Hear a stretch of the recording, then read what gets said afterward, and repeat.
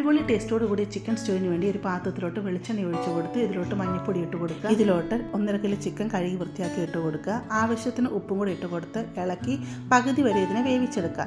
വേറെ ഒരു പാത്രത്തിലോട്ട് കുറച്ച് വെളിച്ചെണ്ണ ഒഴിച്ച് കൊടുത്ത് പട്ട, ഗ്രാമ്പു, ഏലക്ക ഇട്ട് കൊടുക്കുക. കടുക് ഇട്ട് കൊടുക്കുക.